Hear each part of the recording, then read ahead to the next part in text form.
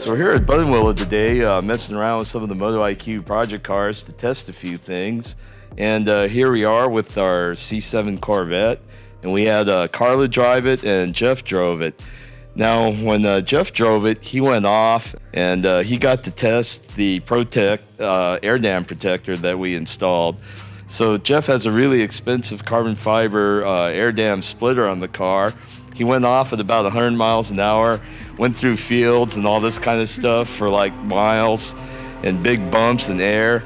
And guess what? His expensive carbon fiber splitter is still there and didn't even get a scratch. So the protector works awesome. On a serious note, we'd like to thank Speed Ventures for letting us come out and test our cars today. They always help us out. And if you want to have good, clean, safe track fun, I'd say Speed Ventures is one of the top venues to do that. Right, Carla? Yeah, I totally agree. It's always a good, clean event. People are really respectful here. Everybody kind of knows what's going on and what to expect. So definitely a quality track day for testing. And you can get good instruction, too, for free. Yes, you can. If you sign up for it, they provide track instruction. So I guess for the performance side of things, we installed some KW Variant 3 coilovers on this. What's cool about these is it gets rid of the Corvette transverse leaf spring and converts the car to coilovers so you can actually change the spring rates. The other thing is we're testing a brand new radiator from CSF, and everybody knows Corvettes tend to run hot, and today is about as bad as it gets. The air temp is about 100 degrees at least, and they told us the track temp is 150. I mean, it is baking. The CSF radiator is designed as a pure bolt-in direct replacement part for the OEM radiator. The OEM radiator has crimped-on plastic end tanks that are prone to leak, especially with age or high pressures. The CSF radiator has fabricated TIG-welded aluminum end tanks that are furnace brazed to the core, and TIG-welded, leak-free, formed hose bibs to make installation much easier. The radiator also has clips for the OEM fan assembly and AC condenser. The internal construction of the CSF radiator's core has some innovative features. One of these features is the B-fin tube. The B-tubes allow more airflow to penetrate through the core, so cooling efficiency is greatly improved, even with a thicker core. In between the B-fin tubes are heat-conducting turbulators. The turbulators are fins that provide a path for heat out of the tube to the airstream. On the C7 radiator, the CSF radiator's core is 2-inch thick versus the stock radiator's 1.5 inches. This is 33% thicker with a corresponding increase in coolant capacity. As you can see, the CSF radiator is mostly a total bolt-on.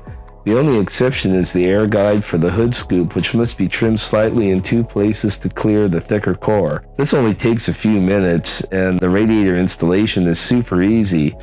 Fill the radiator with coolant and we're ready to go. You were monitoring coolant temps, and what did they hit? Yeah, so even though it's a hot day, the peak temperature for the water was 208, which is really low for this car. Yeah, I mean, it's good for any car under these kind of conditions, and for a Corvette, that's really low.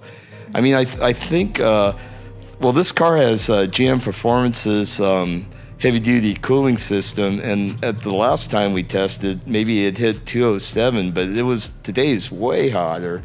Yeah, it's definitely way hotter than the last time that we were here, so it's pretty impressive that despite the conditions, as long as we remove the front license plate, it works very well. And the KW Variant 3s, now we have the same wheels and tires as before, and these things have been through a ton of heat cycles. They're getting old and hard, and we didn't really play around with the shocks that much. We just bolted them on, and we're going to do our serious tuning when we come back with new wheels and sticky rubber. But we just threw them on, and it's so hot we don't want to beat on the car much more. And what's your impressions? Did you like it a lot better than the Bilsteins that were on here?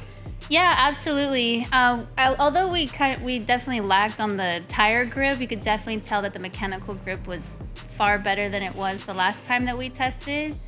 The way that it handles the berms and all of the bumps at this track, it tends to be quite bumpy for those that have been here know.